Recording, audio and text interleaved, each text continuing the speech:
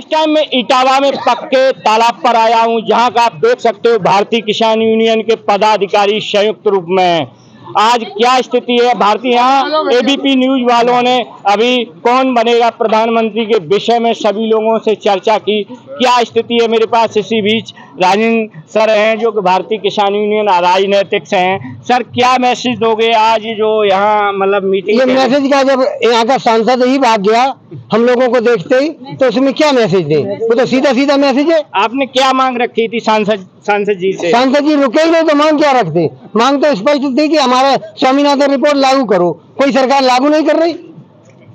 भाई आप दिल्ली में पहुंचे हुए हो, दिल्ली में बता रहे 13 तारीख से आज से धरना प्रदर्शन है, कैसे देखते हो? भाई दिल्ली में पहुंचते हैं, किसान जो भूखा रहेगा वो चिल्लाएगा, सब कुछ करेगा, उसमें गोलियां चलाओ चाहे मार डालो, वो मानेगा नहीं, सीधी सी बात। और प्रधानमंत्री ये भूल गए कि किसान की ताकत है।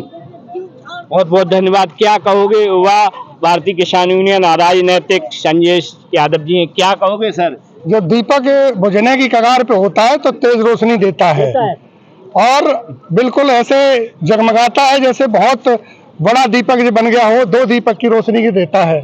इसी तरह प्रधानमंत्री जी किसानों के उत्पीड़न पे उतर आए हैं।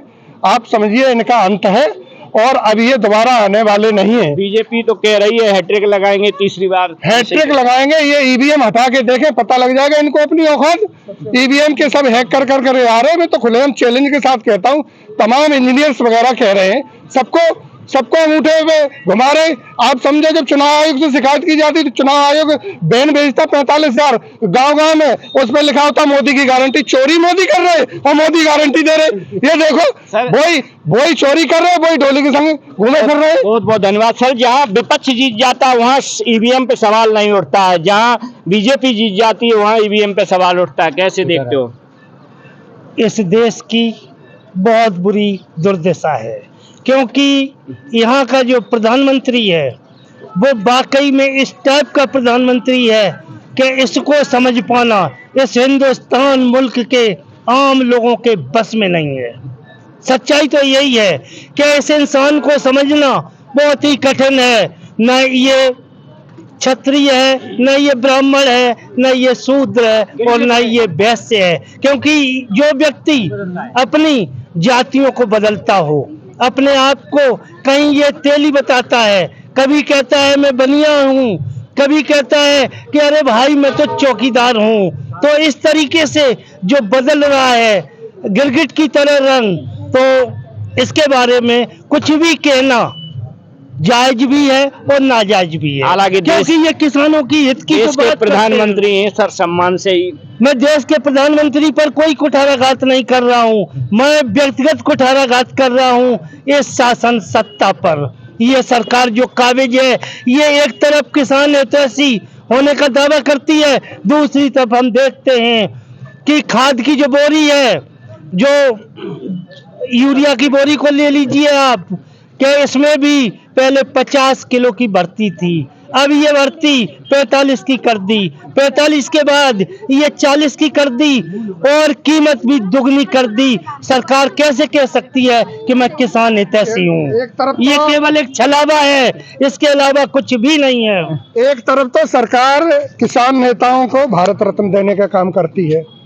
आप ऐसा लगता है कि इनसे बड़ा कोई? अरे जब चुनाव नजदीक है, पार्लियामेंट चुनाव नजदीक है लोकसभा का, तभी कर्पूरी ठाकुर और पूर्व प्रधानमंत्री चरण सिंह को भारत रत्न से सम्मानित किया, पहले क्यों नहीं? पहले वो तो साफ है, जनता सब समझ रही है आज के समय में कि ये सब चुनावी फायदा लेने के लिए है।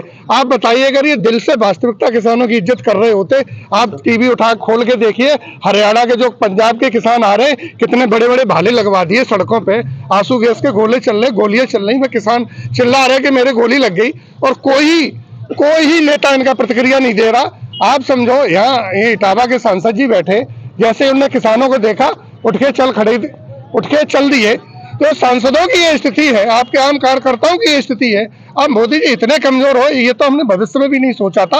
अब की बार बिल्कुल आपका अंत है, आप जाने वाले हो, बच नहीं रहे हो। सर 1 साल पहले आप भारत सरकार से किसान बिल के ऊपर संघर्ष करते रहे, अब आज के दिन 13 तारीख से फिर मतलब आपका वहाँ दिल्ली में धरना प्रदर्शन है, लेकिन फोर्स के चलते आपको अंदर नहीं जाने देखो दिए। ऐसा है, एक यहाँ बोर्ड लगाता है, उस पर लिखा है कौन बनेगा प्रधानमंत्री। हमारे वहाँ किसान जा रहे हैं दिल्ली, पहुंच रहे हैं, इन्होंने कीले करवा दिए, बैरिकेड लगवा दिए, दीवारें लगवा दी हैं किसानों के लिए। पिछली बार जो इन्होंने कहा था कि एमएसपी को गारंटी देंगे, किसान की आय दोगुनी करेंगे, देख लिया ना।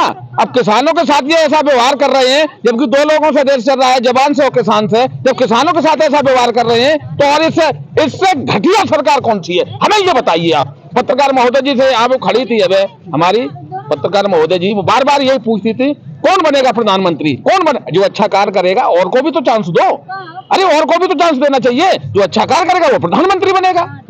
बहुत बहुत धन्यवाद। ये देखिए देश के किसान हैं, ये देश को निवाला देने वाले किसान हैं। देश में 70 से 77% जो एग्रीकल्चर लैंड से जुड़ी हुए लोग हैं, लेकिन आज किसानों की प्रॉपर्टियां देश में समेटती जा रही, किसी से छुपा नहीं। जिस जगह में इटावा में खड़ा हूं, इटावा का सर्वे करवा लेना। हिंदुस्तान के जो भी राजनेता हैं उनसे एक ही अपील करता हूं कि इटावा का ही किसी भी शहर का सर्वे करवा लेना, प्रॉपर्टी किसान की नहीं मिलेगी। किसान जमीन बेचने को किसान इस समय जमीन बेचने को तैयार है, लेकिन किसानी करने को तैयार नहीं है। किसान आत्महत्या कर रहा है। मैं भारत सरकार से अपील करूंगा चैनल के माध्यम से, मैं भी एक किसान हूं, किसान परिवार से खेती करता हूं, किसान की आवाज उठाता हूं चैनल के माध्यम से।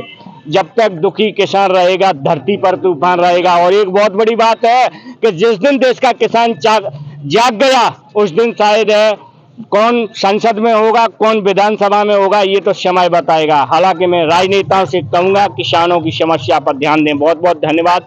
इसी के साथ मैं कपिल यादव, MBM न्यूज़ 24, इटावा, उत्तर प्रदेश।